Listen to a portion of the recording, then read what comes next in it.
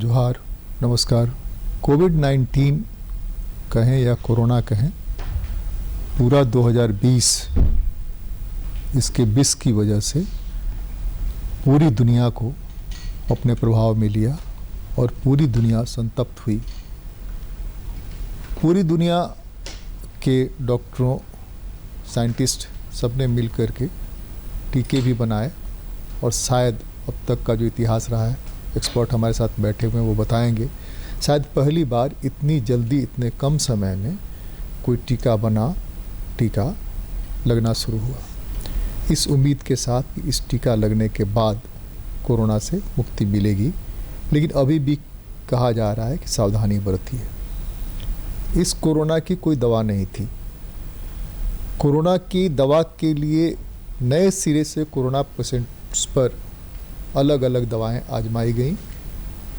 कोई किसी चीज़ से ठीक हुआ, कोई किसी दवा से ठीक हुआ।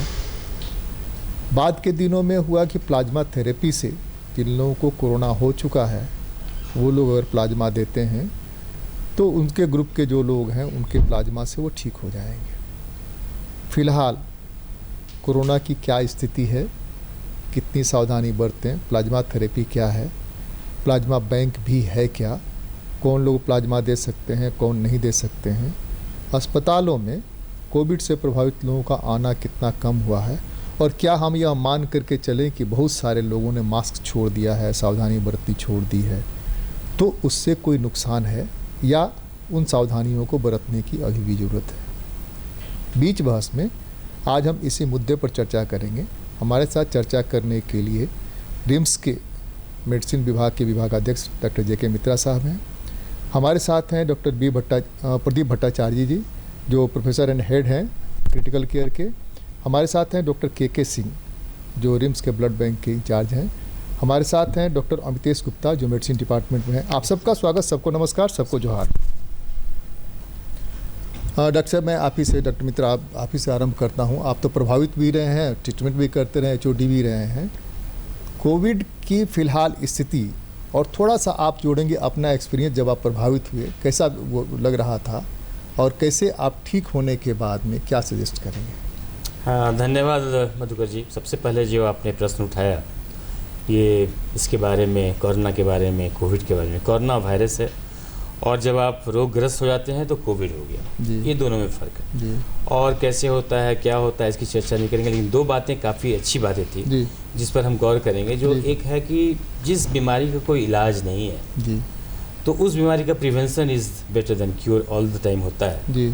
प्रिवेंशन जो है, किसी का बचाव सबसे बेहतर है। हम लोग कहते भी हैं कि an ounce of precaution is better than a pound of cure जी। तो ये कहावत इसमें भी प्रचलित है। दवा, अभी तक कोई दवा नहीं है जी।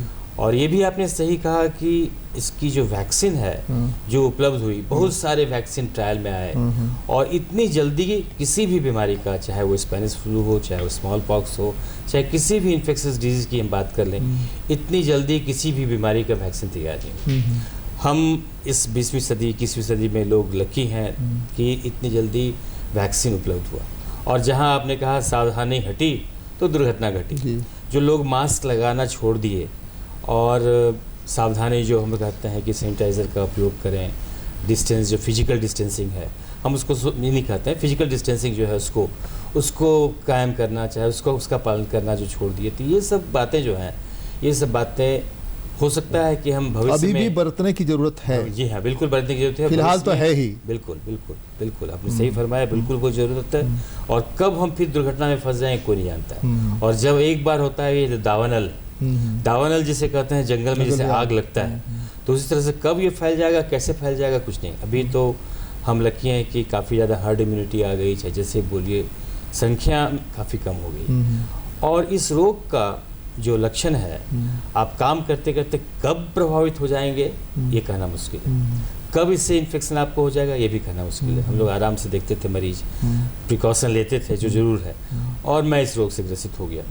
इस रोग से जब ग्रसित हो गया तो 8-9 दिन, इस रोग में सबसे बड़ी खासियत है कि 80% से 85% लोग बस हंसते खेलते बस अपना आइसोलेशन में रहे और ये रहे, कोई सिम्टम ऐसा नहीं रहेगा, परेशानी वाली बात, आप ठीक हो जाएंगे। 80 से 85% जो ज़्यादा उम्र के हैं और जिन्हें साथ में कोई रोग है साथ में, या ऐसे भी कुछ जवान व्यक्ति भी जो है जो जिनकी इम्यूनिटी अफेक्टेड हो या कुछ और भी बात ऐसे ही हो, वो जब इस रोग से होते हैं तो साइटोकाइन स्टॉर्म कहते हैं हम, जो 8वें से 9वें दिन होता है। और इस रोग में फिर हो जाता है कॉम्प्लिकेशंस।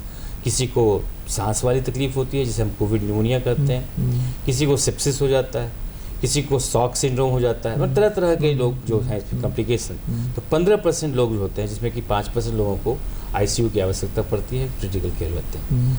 मैं इससे प्रभावित हुआ तो शुरू में 8 दिन तो ठीक है, जो आइसोलेशन का जो होता है वो कि अकेले हैं, लोगों से मिल नहीं पा रहे हैं, तो फ़ोन सबसे बड़ा सहारा, आप बात कर रहे हैं और ये कर रहे हैं, तो लगा ठीक है। लेकिन 8वें दिन जब बुखार फिर आया और फिर जब हुआ, तब मैं काफ़ी ज़्यादा उसमें ऑक्सीजन की कमी होगी, कोविड निमोनिया जिसे कहते हैं, वो हो गया। और मुझे भी प्लाज्मा दिया गया। प्लाज्मा थेरेपी जो बात कर रहे थे मधुकर जी, जिसे हम बोलते हैं CPT, कन्वलेसेंट प्लाज्मा थेरेपी, ये नई बात नहीं है। पहले भी बहुत सारे इन्फेक्शस बीमारियों में इसका प्रयोग किया गया और अच्छा रिजल्ट पाया गया।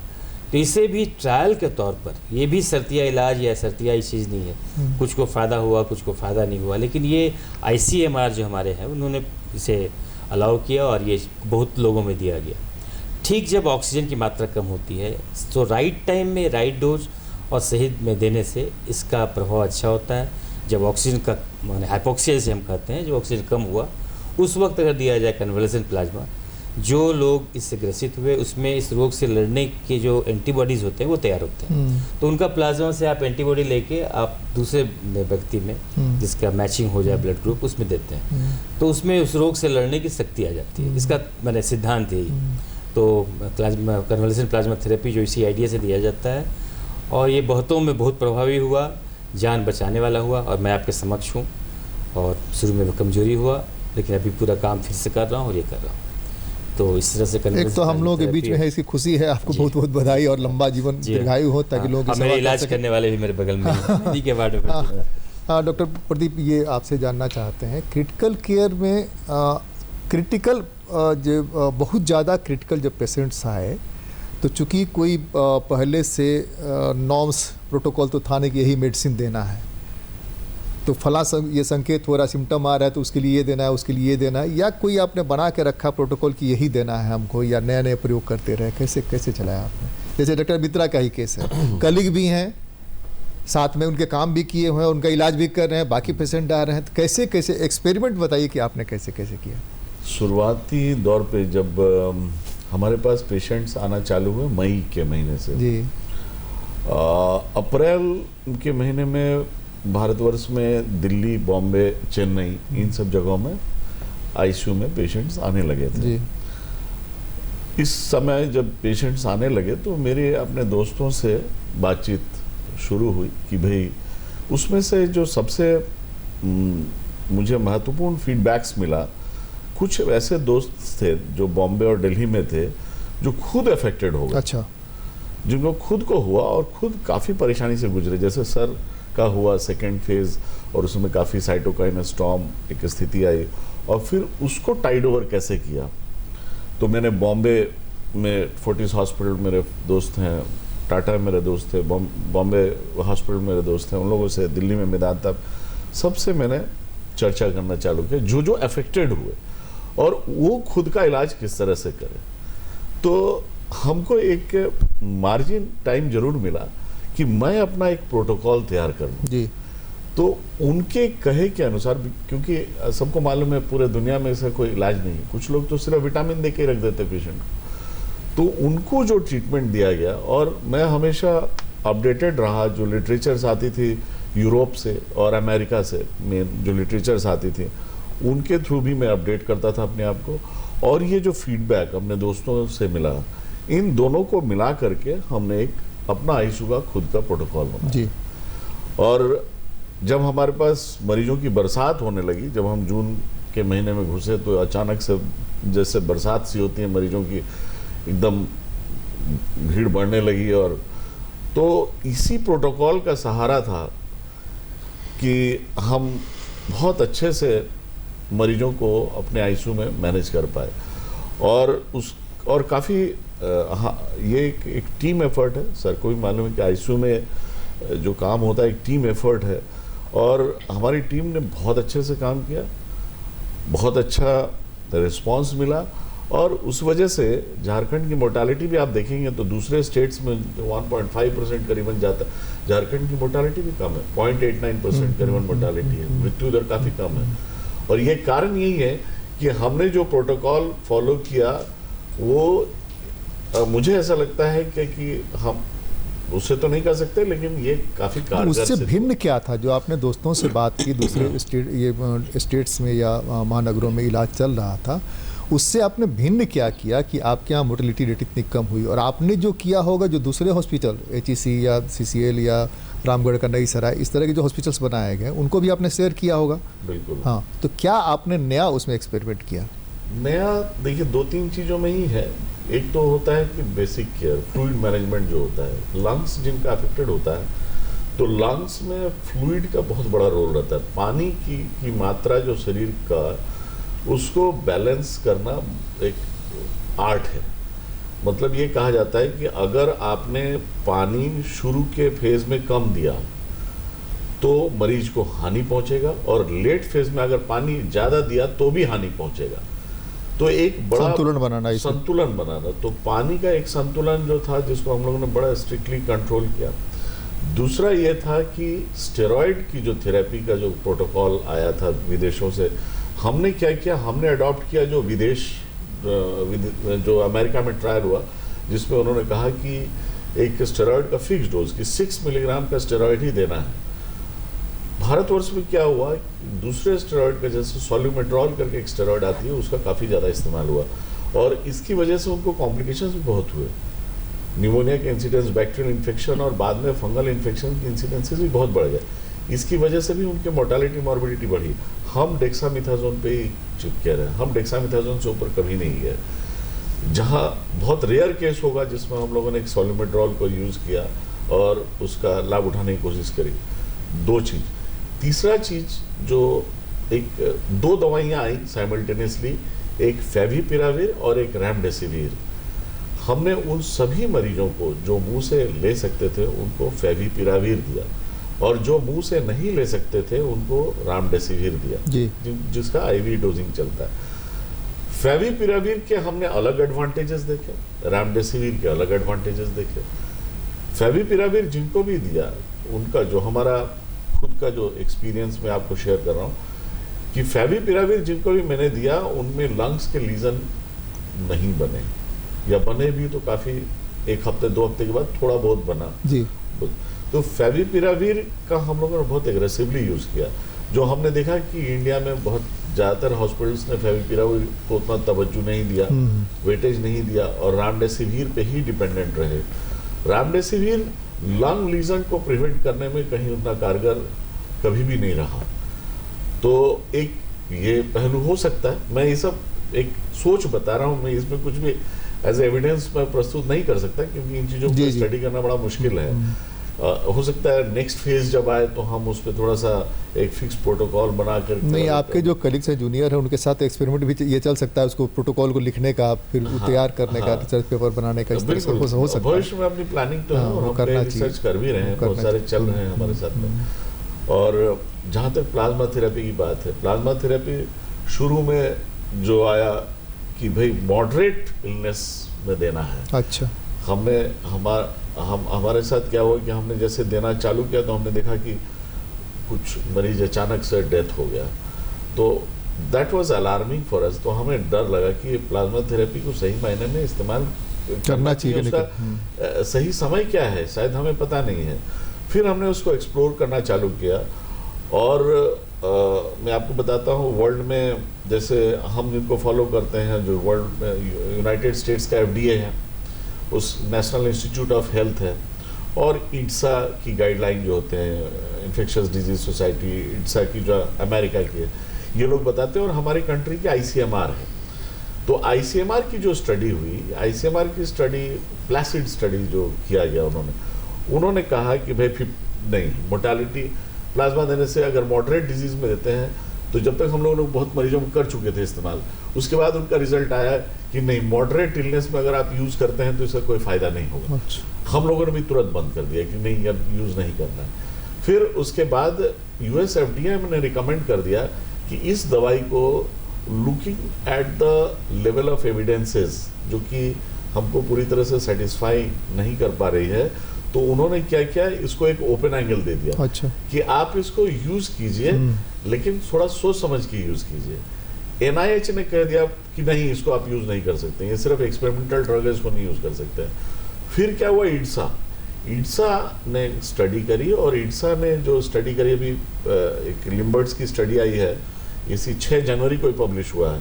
अब जाकर के उस स्टडी का महत्व समझ में आ रहा है कि प्लाज्मा, उसमें ये उन्होंने कहा कि अर्ली स्टेज में पहले 3 दिन के अंदर, बीमारी शुरू होने के पहले 3 दिन के अंदर अगर आप प्लाज्मा यूज करते हैं जिसमें एंटीबॉडी की टाइटर हाई हो, तो वो 100% इफेक्टिव होता है। अच्छा।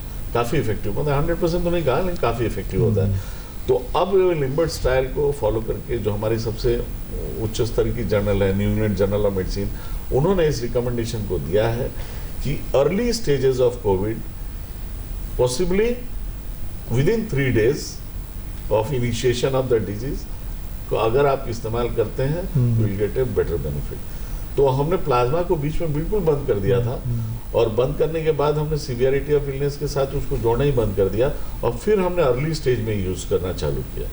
तो जब अर्ली स्टेज में यूज किया तो हमने देखा कि सही मायने में इसके फायदे हैं। तो ये बहुत सारी लीड्स, ये 4-5 मिनट आगे मैं अपने दूसरे एक्सपर्ट्स के पास जाऊं। एक सवाल जरूरी है, यहीं पर एक चर्चा में CP सिंह जो नगर विकास मंत्री हुआ करते थे, उन्होंने कहा कि कोई डॉक्टर का दर्शन हमको नहीं हुआ, हम वहाँ पर रहे उतने दिन तक, कोई डॉक्टर नर्स हमने ना हमारा पल्स लेने आया कि पल्स रेट हमारा क्या है, और वैसे ही छोड़ दिया हमको, तो हम भगवान की मर्जी से ठीक होकर के आए। क्या ये शिकायत सही है, वाजिब है? मैं इस पर कमेंट, देखिए, मैं तो कहना चाहूँगा जरूर इस पर जी कि ये सिर्फ रिम्स का नहीं, रिम्स का ही नहीं, 80% दूसरे जो कोविड बीमारी ये सेंटर रहे हैं, दूसरे कोविड सेंटर के बारे में तो और ज़्यादा खराब स्थिति है। 80% जो है ना, वो रहते थे मेडिसिन के अंडर। जी जी। जब कॉम्प्लिकेशन हो गया तब हम लोग जाते थे क्रिटिकल केयर में भेजते थे, ये बात पक्का रहा। और जहाँ तक इन्होंने कहा रेमडेसिविर और फ्लेविपिराविर का, तो ये सब का यूज़ मेडिसिन में भी हुआ और ये हुआ। तो ये हो सकता है कि इस दोनों दवा के प्रयोग से बहुत सारे मरीज जो हैं क्रिटिकल केयर में जाने से रुक गए। जहाँ तक हमारी टीम का सवाल है, एक हमारा ऐसा रहता था 24 घंटा ड्यूटी में, जिसके 7 दिन ड्यूटी फिर क्वारंटाइन, जो बराबर रहता था, हर रूम का खोज खबर लेता था। सिस्टर वहाँ ड्यूटी में हमेशा रहती थी। उसके अलावा हमारे 2 SR रहते थे, 2 बने डॉक्टर्स रहते थे, वो जो हमेशा ड्यूटी में रहते थे, जो इधर का भी देखते थे पूरा मेडिसिन का और ये देखते थे बराबर। जो कंसल्टेंट हैं वो जाते थे, तो वो पल्स देखना और ये करना जो बोल रहे हैं, तो वो तो मॉनिटर होता ही था। लेकिन अब ये नहीं देखने गया, और उनको हो सकता है कि जो PP किट में जो डॉक्टर जाते होंगे, डॉक्टर में और स्टाफ में हो सकता है फर्क नजर नहीं आया हो, या फिर जैसे पता लग गया हो कॉम्प्लिकेशन नहीं तो अन्य सिर्फ को क्यों किया जाए, ये सब बात। लेकिन बिना मॉनिटरिंग के बिना खाना पहुंचाना, जैसे हमारे ये सिंगल जगह है जहाँ से कि हमको ये शिकायत मिली है। बाकी हॉस्पिटल की तो बहुत खराब शिकायत है, ठीक है, मिथिलेश ठाकुर जी हैं, HEC के बारे में बहुत खराब शिकायत, मैंने वहाँ पूछता भी नहीं है, और जब क्रिटिकल हो गया उठा के रिम्स भेज दिया। मिथिलेश ठाकुर जी थे वहाँ, बन्ना गुप्ता जी बनते थे, काफी लोग हमारे जो है इस तरह से जज उन्हीं की शिकायत है, बाकी की शिकायत नहीं रही, इसीलिए हमने इसको क्लियर कर लिया। हम लोगों का दुर्भाग्य है कि हमारा जो अथक प्रयास था उनको नजर नहीं आया और उनको शिकायत हो गई। उस शिकायत के लिए मैं माफी मांगता हूँ। उन्होंने कहा कि मैं माफी मांगता हूँ अगर उससे हुआ। भगवान भरोसे भी सब ठीक होते हैं। जहाँ कोई दवाई नहीं है, इस बीमारी को कोई इलाज अभी तक निकला ही नहीं, और 1 साल हो गया पूरी बीमारी को, 1 साल से ज़्यादा ही होने लगा, लेकिन आज के दिन तक कोई जो सटीक इलाज बोलते हैं, सटीक दवा बोलते हैं, वो तो नहीं। हम आएंगे उस पर भी। डॉक्टर अमितेश से थोड़ा बात करते हैं, तब जाएंगे डॉक्टर KK सिंह के पास। आप नौजवान डॉक्टर हैं, आपको कैसा लग रहा था वहाँ पर? एक तब जान का खतरा है कि जान जा सकती है, हम भी उससे ग्रसित हो सकते हैं, और उसका ट्रीटमेंट भी करना है। कमिटमेंट है कि आपने शपथ लिया है कि आपको उसको ट्रीटमेंट भी करना है, उसकी सारी ज़रूरतें भी पूरी करनी है। तो आप थोड़ा अपना अनुभव बताइए। देखिए, मैं सबसे पहले बताना ये चाहता हूँ कि जैसे हमने बहुत सारे बात सुन, जो पहले से था कि जब से कोविड जो आया तो रांची में आने में काफ़ी टाइम लगा, तो हमने उससे पहले सारा स्टडी सारा ऐसा देख चुका था कि इसमें जो मोर्टलिटी है, सिविरिटी है, वो ओल्ड एज ग्रुप में, जिनमें कोई पहले से बीमारी उसमें, या फिर बच्चों में इस टाइप में हार्म हो रहा था। तो हमें ये पता था यंगस्टर हम ही हैं, अगर हम डर जाए, हम घबरा जाए तो फिर कैसे होगा? जब हमारा उतना डेथ भी नहीं होना है, हमारा सिविरिटी भी नहीं होना है, तो हमें तो इस बीमारी से निकालना है। तो ये जज्बा था। मैं खुद कोविड में ड्यूटी कर रहा था, मैं खुद कोविड पॉजिटिव भी हुआ। पॉजिटिव होने में बिना छुट्टी लिया मैं उसमें फिर ड्यूटी भी कंटिन्यू किया, क्योंकि उस समय माननीय स्वास्थ्य मंत्री भी भर्ती थे, जज साहब भी भर्ती थे। तो ये था कि एक करने का कर्तव्य था कि अगर पीछे हटूँ तो ये क्या मैसेज जाएगा कि मैं एक यंग हूँ, जब ये आपदा आई है, जब देश उससे ग्रसित है, क्या ये टाइम है क्या पीछे हटने का, भागने का। तो ये मन में एक मनसा था कि जब पूरा विश्व में जब हाहाकार मचा हुआ है और जब सारा अभी जो जिम्मेवारी हाँ मतलब यही है कि उसमें क्या था, पूरा दुनिया बंद हो चुकी थी, रोड पे कोई इंसान दिखाई नहीं दे रहे थे, कहीं कोई काम नहीं ठप था, जो हो रहा था मोबाइल से हो रहा था। सिर्फ एक डॉक्टर, नर्सेस या हेल्थ से जुड़े यही आदमी थे जो आपको सिर्फ दिखाई दे रहे थे हॉस्पिटल में। तो मेरा ही मानना था कि इस जगह से भागना सही नहीं है, तो इसलिए वो जज्बा था कि नहीं करना है करना है करना है, ये चीज़। आपके साथ जो और टीम थी, उन टीम के लोगों में क्या था? इसी तरह का आपका जज्बा था, उसी तरह का जज्बा था कि वो डर भी रहे थे और करना है, चूंकि नौकरी करते हैं, नौकरी नहीं करेंगे तो बाद में कोई कार्रवाई। देखिए डर देखिए थोड़ा बहुत रहता था, लेकिन हम लोग आपस में बात करते थे तो सबके पास हिम्मत आ जाती है। सबका हिम्मत एक जैसा नहीं होता है, किसी को बूस्टअप करने की ज़रूरत होता है तो बूस्टअप करने के बाद हो ही जाता है। ये नहीं कि किसी के अंदर ये टेंडेंसी नहीं था कि मुझे भागना है या नहीं करना है। हाँ, आदमी होते थे कि बहुत ज़्यादा लोड था, पीपी किट पहनना पड़ता था 8 से 10 घंटा, इतने पसीने आते कि आदमी डिहाइड्रेट टाइप से फील करता था, तो थकाव थोड़ा था। कभी कभी ये होता था कि आपको इतने करने के बाद भी कभी अच्छा रिस्पॉन्स नहीं मिला तो थोड़ा सा इरिटेशन हो जाता था, लेकिन ये नहीं था कि कोई भागते थे, काम सभी करते थे। और जैसे सर अब बता चुके हैं, यही सब रीज़न रहा होगा। अगर आप देखिएगा तो रिम्स का मोर्टेलिटी बहुत कम है। पहला बात तो झारखंडी का मोर्टेलिटी बहुत कम है, और उसमें भी अगर झारखंड में भी कंपेयर कीजिएगा तो रिम्स की मोर्टेलिटी बहुत ही कम है। और ये भी बात सोचने की रिम्स में सारे पेशेंट सीरियस पेशेंट ही आते थे। अगर उतने सीरियस पेशेंट आने के बाद बचाया गया है तो आपको ये मानना पड़ेगा कि डेडिकेटेड वे में काम किया गया। हाँ, तो ये आपको मानना पड़ेगा कि डेडिकेटेड वे में काम किया वो तो बचाया गया। क्योंकि मंत्री की बात थी इसलिए हमको लगा कि वो कर लेना, क्लियर कर लेना चाहिए। इसी से दर्शकों के पास गया है तो इसी दर्शकों के पास जाके वो स्पष्ट हो जाए। डॉक्टर के सिंह जी, आपसे ये करना चाहेंगे कि आप पर क्या लोड पड़ा इस बीच में, कोविड में आप पर क्या लोड पड़ा? जो ब्लड आप बैंक चला रहे थे, ब्लड देना, ब्लड कलेक्ट करना, एक नया प्लाज्मा का आ गया, तो उसमें क्या लोड पड़ा? और प्लाज्मा वाले में क्या स्थिति बनी? प्लाज्मा बैंक बन पाया क्या, नहीं बन पा रहा है, क्यों नहीं बन पा रहा है, उसकी ज़रूरत कितनी है और कैसे लोगों को आना चाहिए? जैसे ब्लड बैंक आप बनाते हैं तो उसके लिए तरह तरह का प्रचार करते हैं कि लोग आएँ और आकर के ब्लड दें, आप कैंप लगाते हैं, लोग जा कर के देते हैं, इसमें क्या हो सकता है? ये जब कोरोना है सो काफ़ी जब जोर से फैला तो ग्रेजुअली लोगों को मतलब जो प्लाज्मा थेरेपी का कंसेप्ट जो आया, तो इसमें रिसर्च में ये कहा गया कि ये ऑफ लेवल है। ये तो हम बोलते अगस्त सितंबर के आसपास ये आया था ना, अगस्त सितंबर। तो हम लोग ब्लड बैंक में काफ़ी अवेयर थे कि भाई प्लाज्मा फेरेसिस हम लोगों के लिए भी एकदम बिल्कुल नया चीज़ था कि हम लोग ऐसो ब्लड बैंक में एसटीपी वगैरह किया करते थे, लेकिन प्लाज्मा फेरेसिस हम लोगों ने कभी नहीं किया था। तो एज ए ट्रायल हम लोगों ने 26 तारीख को एक मतलब जस्ट ट्रायल में एक नॉर्मल जो नॉन कोविड इंडिविजुअल थे उस पर हम लोगों ने plasmapheresis trial as a trial किया। तो हम लोग देखे कि सक्सेसफुली इसको करने में कोई दिक्कत नहीं है, हम लोग कर सकते हैं आराम से। फिर 28 जुलाई से हम लोगों ने प्लाज्मा फेरेसिस का काम वहाँ पे स्टार्ट किया।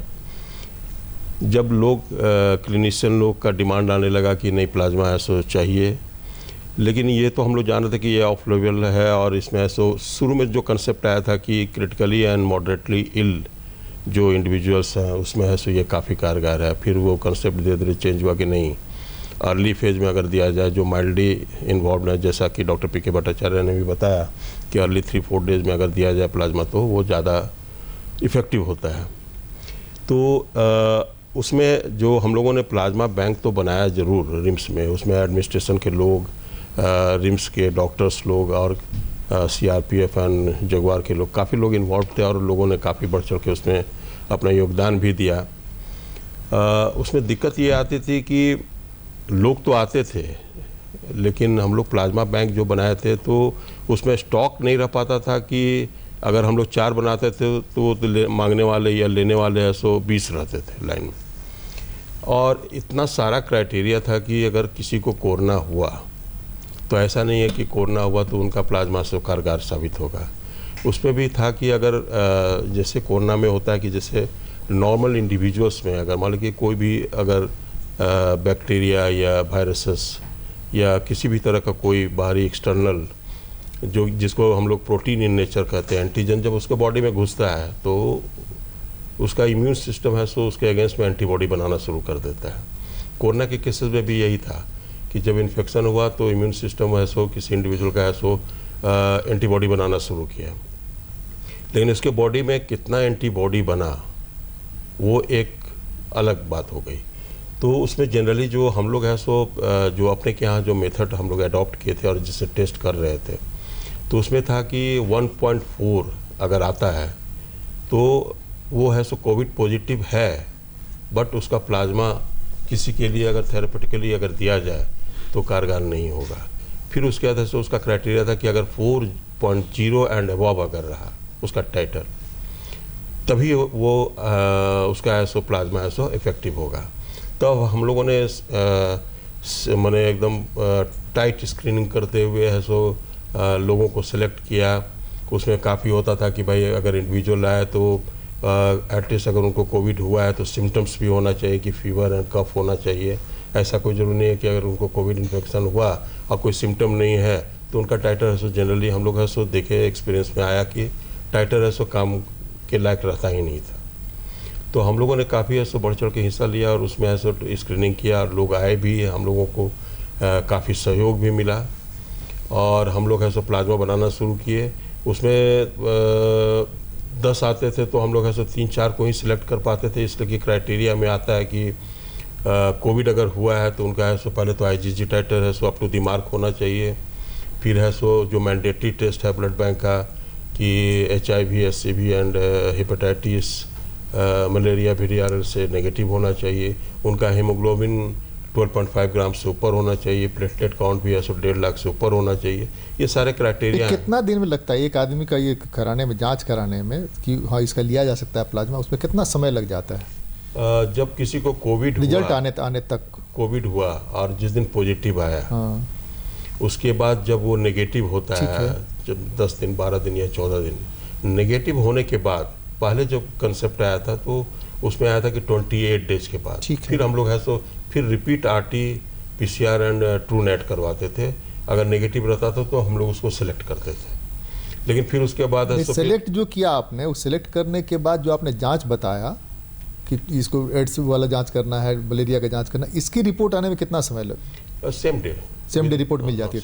ठीक, 2 से 3 घंटे में हम लोग ऐसा। तो वो 2-3 घंटे वेट करना पड़ेगा उसको? हाँ, 2-3 घंटे, माने पूरा दिन उसका लग जाएगा? हाँ, फुल डे। ठीक है। क्योंकि उस समय शुरू में था कि RT PCR भी कराना पड़ता था, तो हम लोग आप अपने यहाँ करते थे कि डॉक्टर भट्टाचार्य के यहाँ भेजते थे या मेडिसिन में भेजते थे? सारा कुछ हमारे के यहाँ ही होता था। IgG टाइटर जितना स्क्रीनिंग टेस्ट है सब सारा कुछ हम लोग के यहाँ होता था।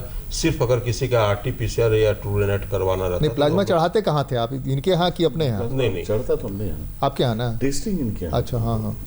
ब्लड बैंक का केवल काम था कि हम लोग बनाते थे और ऑन डिमांड है सो हम लोग सप्लाई कर देते थे। इनके पास कलेक्शन है, जांच है, कलेक्शन करके सैंपल देना, फिर चढ़ाने का काम और ये करने का काम। नहीं, जो स्थिति थी उसमें ये लगा कि वहाँ भी वार्ड बना दिया गया होगा, ठीक है भाई आप ही कर लीजिए। मॉनिटर भी तो करना है ना, उसको दे रहे हैं तो मॉनिटरिंग भी तो उसकी होगी ना। तो वो निकाल करके देते थे या सिनेमा में जो दिखाया जाता था कि एक आदमी को ब्लड का लगा हुआ है और उधर से उधर जा रहा है? वो आइसोलेशन जरूरी है, बॉटल में दिया गया, बॉटल जाके बाहर। उसमें हम लोग ऐसे एक इंडिविजुअल से करीब 400 ml है सो प्लाज्मा एक्सट्रैक्ट करते थे। उसको ऐसे फिर 2 बैग में डिवाइड करते थे, 200 करके। तो वो 2 यूनिट हुआ। ऑन डिमांड किसी को 2 यूनिट भी लगता था, किसी को 1 यूनिट भी लगता था। तो आप डाटा अगर देखेंगे तो हम लोग 28 जुलाई से स्टार्ट किए थे और दिसंबर तक है सो हम लोगों ने है सो 253 मीन्स की मतलब कि 506 यूनिट हम लोगों ने प्लाज्मा है सो सप्लाई किया। अभी क्या स्थिति है आपके यहाँ? बैंक काम कर रहा है? बैंक में कुछ है कि नहीं? बैंक का मतलब कि होना? बीच में काफ़ी डिमांड कम हो गया था, लेकिन फिर इधर है सो थोड़ा सा बढ़ा है, थोड़ा स्लाइट इंक्रीज किया है। और इसी से आप अंदाज़ा लगाएंगे मधुकर जी की जनवरी से अभी तक हम लोगों ने 48 यूनिट्स बनाया है ऑन डिमांड। नहीं, आप बुलाते हैं, जैसे हम लोग, हमारा नाम भी है ब्लड वो में दर्द, तो उम्र नहीं रही हमको ब्लड देने वाली, लेकिन हमारा नाम तो जाते थे जब बुलाते थे लोग। तो उस ढंग से दर्ज नाम है कि उनको फ़ोन किया वो आ जाते हैं, बहुत इजीली आ जाते हैं और आकर के दे देते हैं, या ऐसा कुछ नहीं? बहुत लोगों ने तो 4 बार 5 बार 6 बार तक ऐसा अपना प्लाज्मा तो आमतौर पर पुलिस वाले लोग होंगे, CRPF वाले लोग होंगे, जिन डॉक्टर्स लोग में भी काफी डॉक्टर्स लोगों ने भी दिया, रिपीटेडली उन्होंने प्लाज्मा अपना डोनेट किया। तो जो लोग सफ़र किए, जो खुद है सो कोविड में ड्यूटी कर रहा है, उनको है सो कोविड पॉजिटिव हुए, वो ट्रीटमेंट लिए, फिर उन्होंने अपना प्लाज्मा दिया रिपीटेडली। आफ्टर 14 डेज के बाद है सो 3-4 बार लोगों ने दान किया है। तो ये अपने आप में बड़ी बात है कि खुद है सो कोरोना से इन्फेक्टेड हुए और लोगों का ट्रीटमेंट करते हुए फिर अपना प्लाज्मा भी दे करके लोगों को है सो हेल्प किया। मधुकर जी एक बात ये मैं यहाँ बताना चाहूँगा, हमारे जो यंग डॉक्टर्स हैं जैसे डॉक्टर नितेश हैं, नितेश ने मेरे साथ ड्यूटी किया है, ये एक बार इन्फेक्ट हुआ उसके बाद कंटिन्यूअस ये सेकंड फेज भी किया। हमने कहा भी इसे कि तुमको तो क्वारंटाइन में जाना है, तो नहीं मंत्री जी भर्ती हैं, जज साहब भर्ती हैं, हम ड्यूटी करेंगे। तो इसने लगातार 2 फेज ड्यूटी किया। इस तरह हमारे जितने भी ड्यूटी डॉक्टर हैं, मैं इस प्लेटफॉर्म से मैं उन्हें धन्यवाद देना चाहूँगा, उन्हें सैल्यूट करना चाहूँगा। अपने हम लोग सैल्यूट करते हैं, इतना बड़ा काम जूनियर डॉक्टर का जितना हमारे जूनियर डॉक्टर ने काम किया और हमारे सीनियर डॉक्टरों को जितना मदद किया इन्होंने पूरे काम में भी, सब चीज़ में मदद जितना किया उतना रियली तारीफ काबिल। और बहुत सारे हमारे स्टूडेंट हैं, हमारे डॉक्टर्स हैं जो ग्रसित हुए इस रोग से और जाके जिनका टाइटल अच्छा था उन्होंने प्लाज्मा डोनेट किया। कोई कैजुअलिटी नहीं ना मेडिकल स्टाफ में, किसी कैजुअलिटी नहीं, पारा मेडिकल हो या मेडिकल, किसी कैजुअलिटी कोई कैजुअलिटी नर्स का था एक ही कैजुअलिटी। हां दिस चीज रिटायर्ड रिम्स से एक ही था और बाद बाकी झारखंड से गया था तो 15 या 16 डॉक्टर को हुआ था। डॉक्टर को कैजुअलिटी? हाँ अच्छा 15-16 डॉक्टर हमारे रिम्स के पास आउट में 2 थे और रिम्स से जो रिटायर्ड थे डॉक्टर सुरेश प्रसाद, उनकी कैजुअलिटी हुई। फिर डॉक्टर सुजीत पाल भी हमारे यहाँ के ही थे, वो रांची एक्सरे क्लिनिक जो है वो उसका, तो ये 2 हमारे थे। और हमारे यहाँ से पास आउट तो पुराने लोग थे काफ़ी, एक डॉक्टर शाह थे आई स्पेशलिस्ट, दुमका में सेटल थे वो, प्लस और भी बाकी डॉक्टर लोग का नाम। चलिए उन सब लोगों को श्रद्धांजलि। जी श्रद्धांजलि। एक तो ये जानना चाहेंगे हम डॉक्टर भट्टाचार्य से कि ये जो प्लाज्मा थेरेपी आप चला रहे थे उस समय मॉनिटरिंग का सिस्टम क्या था, कि उससे जैसे कि स्लाइन चढ़ाते हैं तो जितना मैं जानता हूँ मेडिकल कवर करने के अलावा, मेडिकल का स्टूडेंट तो हूँ नहीं, कि उस समय हमेशा ध्यान रखना पड़ता है कि कहीं एयर नहीं चला जाए, कहीं इसमें फंगस तो नहीं है, तो ये सारा मॉनिटरिंग का क्या सिस्टम था? क्या कि सब डर रहे थे कि भाई हम वहाँ जाएंगे, हम कैसे देखेंगे, नहीं करेंगे, तो उस स्थिति में मॉनिटरिंग का सिस्टम क्या था? 2 चीज़ें जो अपने दिमाग में हमेशा रहती थी। एक तो क्या है कि कन्वालेसेंट प्लाज्मा हम दे रहे हैं और पहला तो ये रहता था कि ब्लड और ब्लड से रिलेटेड जनरल प्रॉब्लम जो सबको होता है वो सिवरिंग होने लगे कुछ, हाँ मतलब सबको मालूम है उसके बारे में कि होता है, ब्लड एंड ब्लड प्रोडक्ट्स को देते हैं। तो एक तरफ वो दिमाग में रखना होता था और दूसरी तरफ है कि भाई इसको जिस इंडिकेशन के लिए दे रहे हैं ये पेशेंट कहीं गड़बड़ा नहीं जाए। और ऐसा हुआ करीबन हमारे 10 से 15% पेशेंट हमने लूज़ किया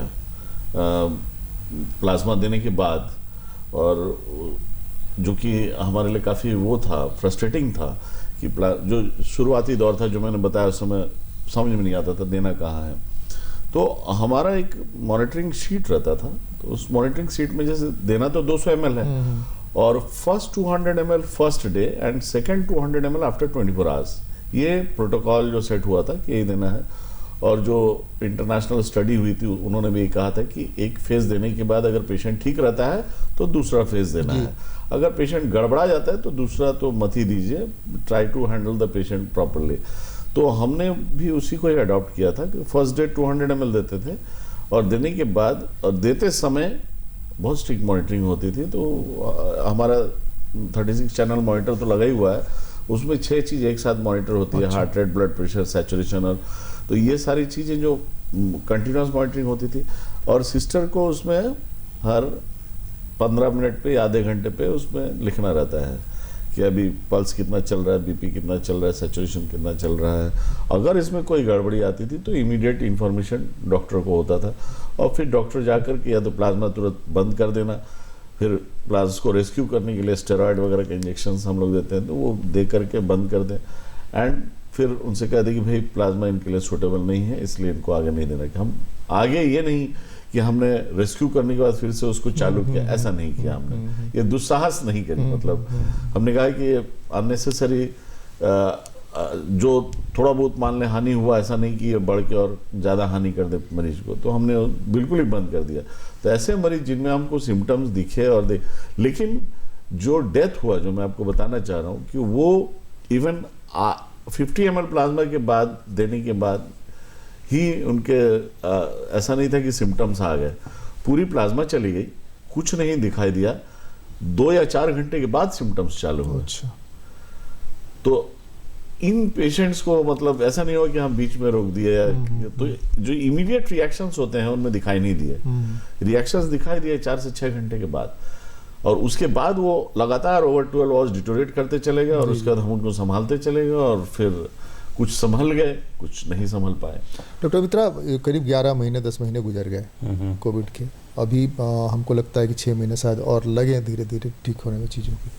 तो अभी कोई मेडिसिन का प्रोटोकॉल तय हुआ क्या कि ये मेडिसिन पड़ेगा तो कोरोना का इलाज हो जाएगा? अभी कुछ तय हमने एक मेडिसिन में जो प्रोटोकॉल बनाया है कि वो एक प्रोटोकॉल सब पेशेंट में फॉलो करना है जी, और ज़्यादातर में कारगर हो रहा है। लोग अपने से ठीक हो रहे हों चाहे जैसे भी हो रहे हो, लेकिन उस मरीज के प्रोटोकॉल से, मैंने वो जो हमने प्रोटोकॉल बनाया है उस प्रोटोकॉल से काफ़ी मरीज ठीक हो रहे हैं। तो हमारा प्रोटोकॉल बना हुआ है, तो हमेशा इसमें जो बोलते हैं ना रिसर्च, हम सिर्फ इसलिए ये जानना चाहते हैं कि जो मीडिया में चीज़ें आती रहीं कि कुछ रोगी को जो इलाज होता है वो भी आप दे रहे हैं, मलेरिया वाले को जो इलाज होता है वो भी दवा दे रहे हैं, इंजेक्शन भी लगा रहे हैं, ठीक हो गया तो ठीक हो गया, नहीं तो फिर दूसरा दवा क्या हो सकता है, इसके हिसाब से हम जो पढ़े हुए हैं, जो सुने हुए देखे हुए, उसके बेस पर हम आपसे बात कर रहे हैं अपने दर्शकों को समझाने के लिए। सबसे बड़ी बात यह है कि जितना लिटरेचर, जितना पब्लिकेशन इस कोविड में हुआ 1 साल के दरमियान, उतना किसी बीमारी में आज तक नहीं हुआ। वॉल्यूम ऑफ लिटरेचर, कितने जर्नल और कितने रिसर्च पेपर्स पर निकल गए, कुछ जेन्युइन होंगे, कुछ इंजेन्युइन होंगे।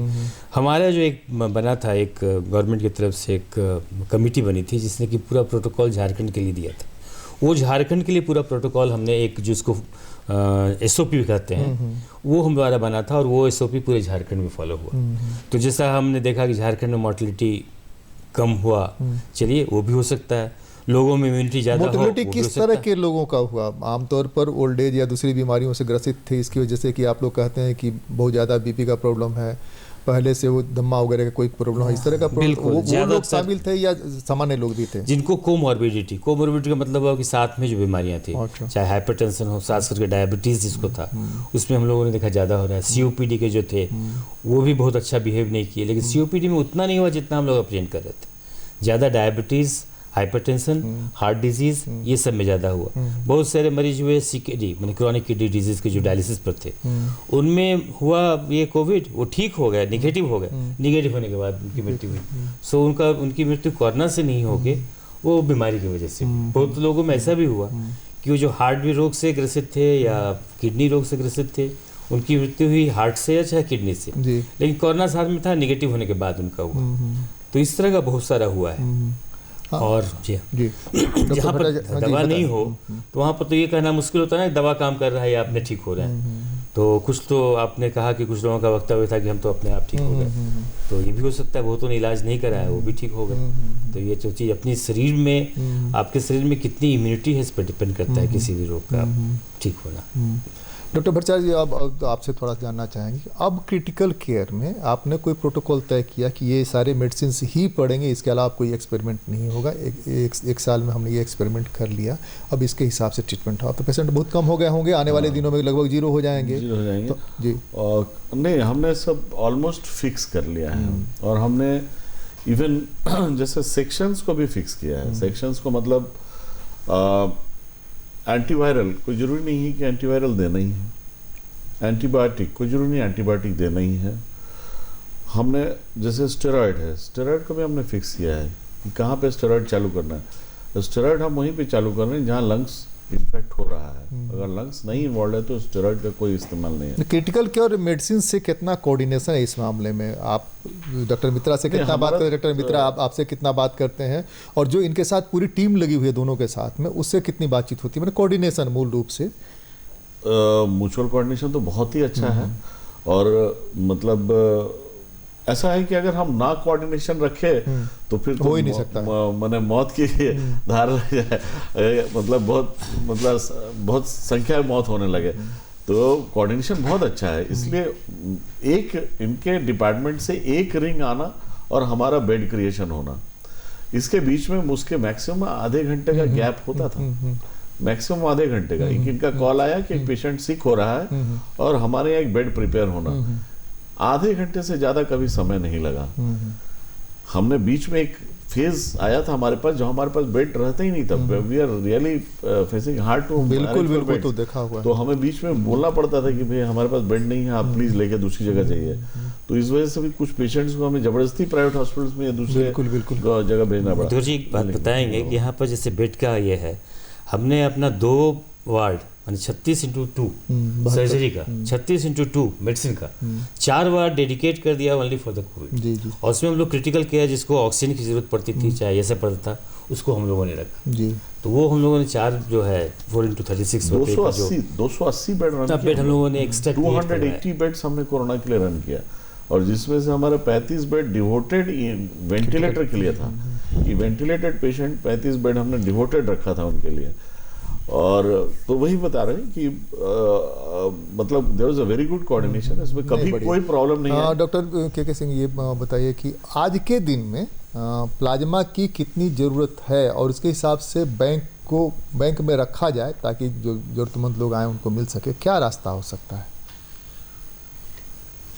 हम लोग स्टॉक तो जनरली बहुत ज़्यादा जनरेट नहीं कर पा रहे हैं, इसलिए कि क्राइटेरिया में जनरेट हो, और बैंक का मतलब की रहे, बैंक का मतलब यही ना, बैंक तो लेन देन हो गया कि हम आए और आपके यहाँ से किसी को बुला के लाए और दिला दिए, वो नहीं। हम लोग जो प्लाज्मा है सो ऐसे तो हमारे ब्लड बैंक में बहुत ही है ज़्यादा, जिसको हम लोग FFP कहते हैं।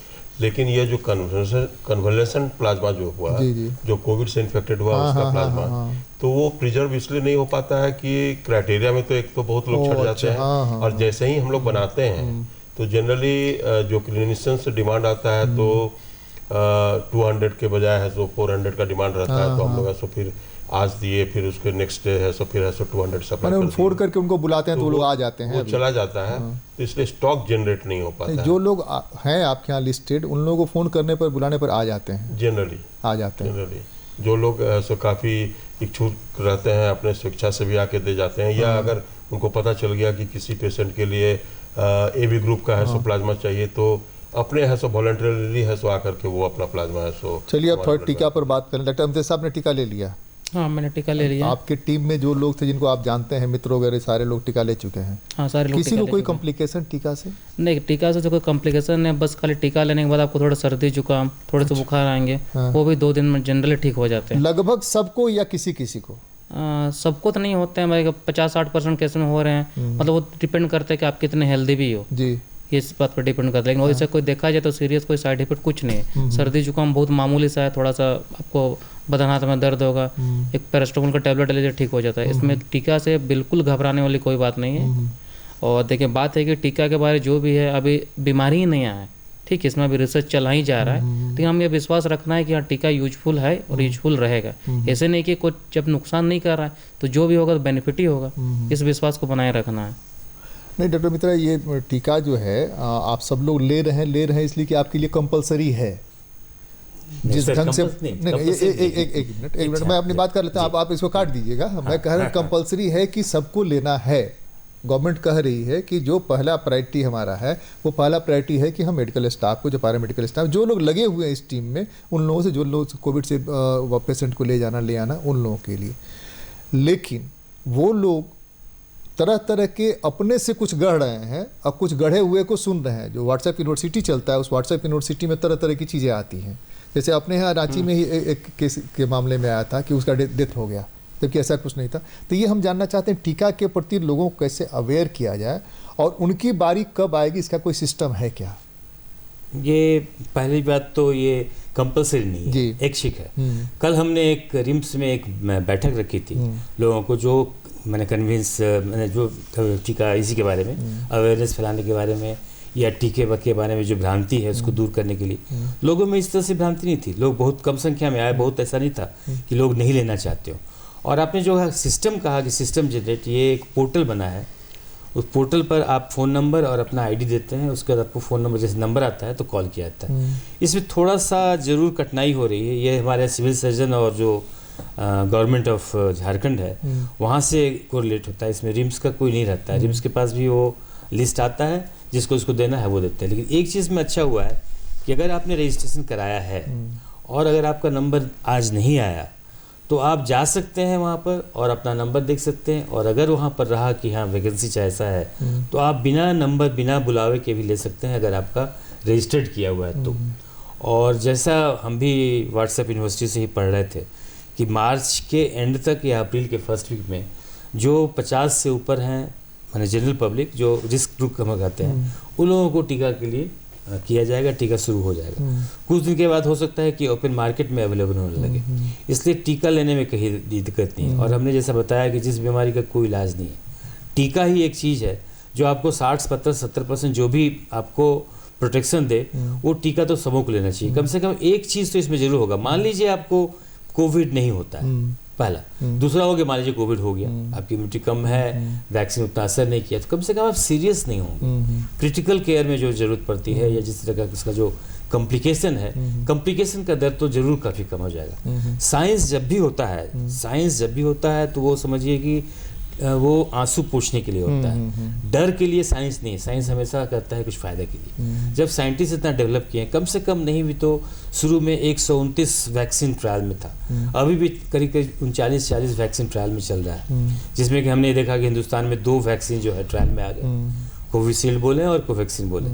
और यूएसए में फाइजर की वैक्सीन है और मॉडर्ना वैक्सीन है।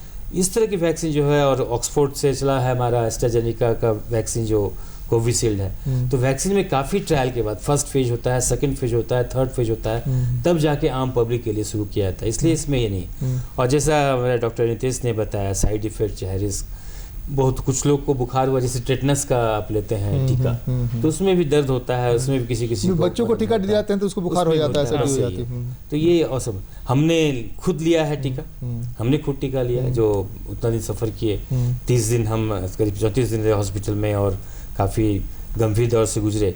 3 महीने के बाद हम टीका ले सकते हैं। जिसको प्लाज्मा चढ़ता है वो 3 महीने के बाद, जिसको कोरोना का बीमारी हुआ, जिसको कोविड हुआ, वो 1 महीना के बाद टीका आराम से ले सकते हैं। इसलिए टीका लेने में लोग परहेज ना करें। आप तो 60+ वाले में से हैं। हम 67 ईयर्स हो रहे हैं जी। तो हमारी उम्र के तो वो प्लस वाले में जो बता रहे हैं कंप्लेन, वो कंप्लेन आपको भी हुआ क्या? सर्दी खांसी बुखार जैसा नहीं, ऐसा कुछ नहीं हुआ। हल्का दर्द जहाँ पर इंजेक्शन पड़ा था वो हुआ, हल्का लगा कि बदन में दर्द है, लोगों से सुन के होता है ना, सुनते हैं कि समूह को हो रहा है तो हो जाता है, तो हमने डर से एक पैरास्टामोल खा लिया, तो बुखार हमको नहीं आया, बस पहले 24 दिन तो पैरास्टामोल खा लिया था। वो समझिए कि हम लोग थोड़ा ज़्यादा डरते भी है ना कभी कभी, तो सोचा कि बदन हाथ में दर्द हो रहा है, थोड़ा सा ले लो, लेकिन बुखार भी ज़्यादा नहीं हुआ। साइड पर दर्द रहा जो 48 घंटे तक रहा, जो रहता है आम इंजेक्शन, उसका तो वो भी नहीं रहा।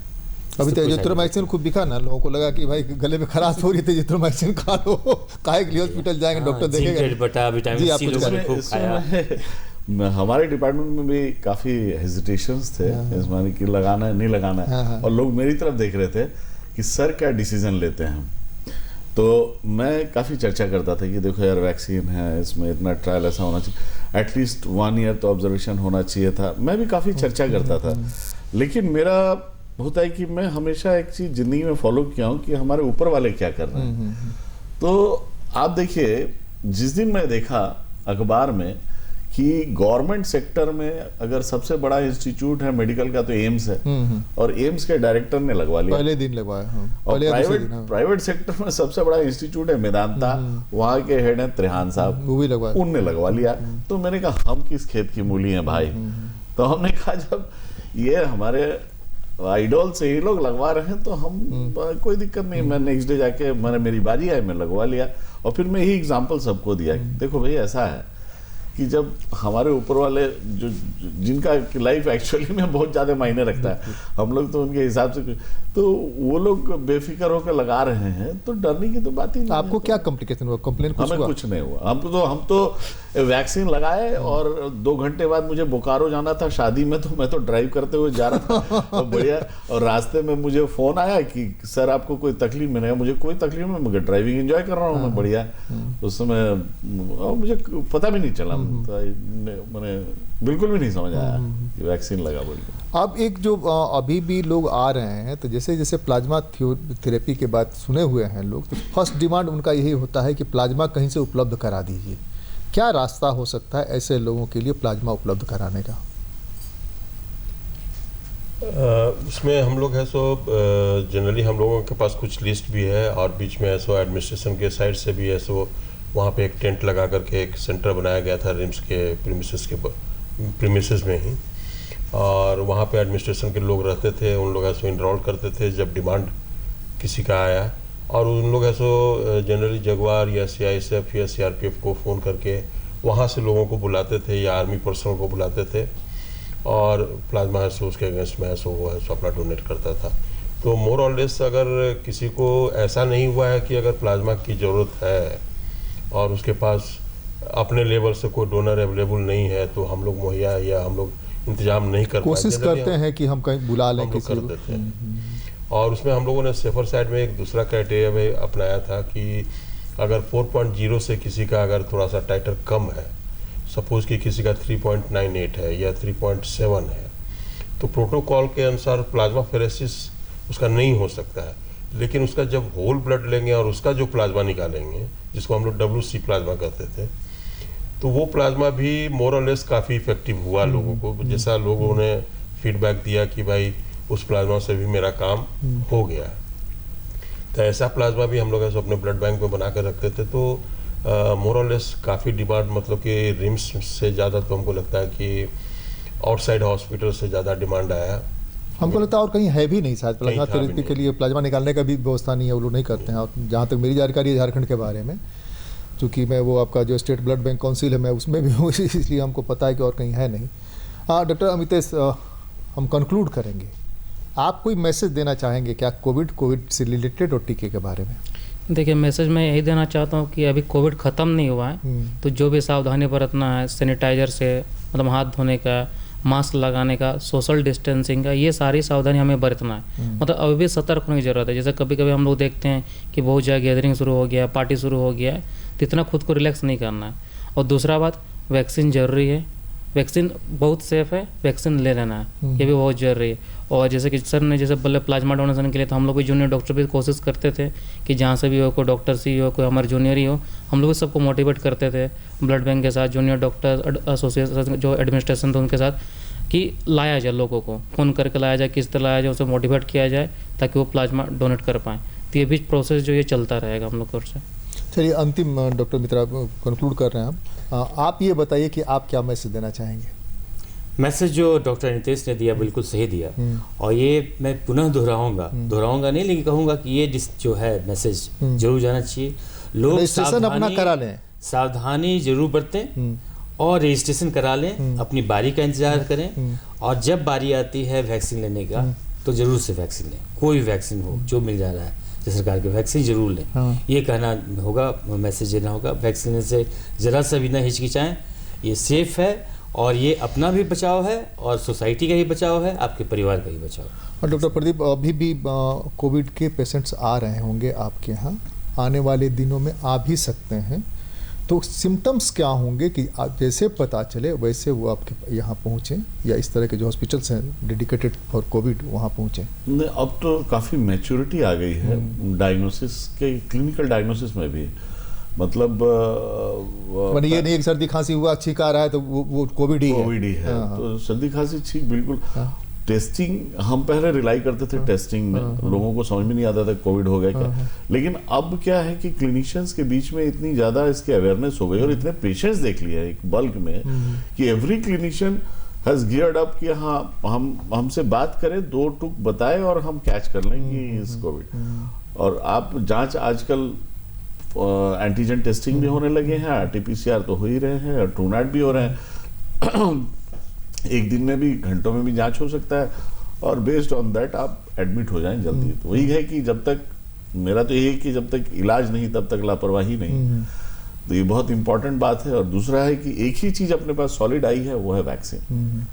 तो should not ignore that, we should not ignore that. हाँ, समय खत्म हुआ। कुल मिलाकर के डॉक्टर्स ने जो मैसेज आपको दिए कोविड-19 से बचाव के लिए, कोविड-19 अगर हो जाता है खुदा न खास्ते, तब पहले की तुलना में बहुत आसानी से जहाँ भी आप दिखाने जा रहे हैं वो आपको बता देंगे और आप तुरंत ट्रीटमेंट शुरू कराएं। अब मोर्टेलिटी रेट बहुत ही कम हो गई है और इलाज भी पहले की तुलना में ज़्यादा बेहतर हो गया है। लेकिन टीके की जैसे बारी आपकी आती है, आप टीका ज़रूर लें, उसके पहले कोविड आपको प्रभावित नहीं करे। जितनी सावधानियां बताई गई हैं कि देह से देह के बीच की दूरी, मास्क लगाना और हाथ को बार बार धोना, इतना तो आप मेंटेन करें ही, बहुत सारी बीमारियों से भी आप बच जाएंगे। आज तो बस इतना ही। आप सबको बहुत बहुत धन्यवाद। जोहार, नमस्कार।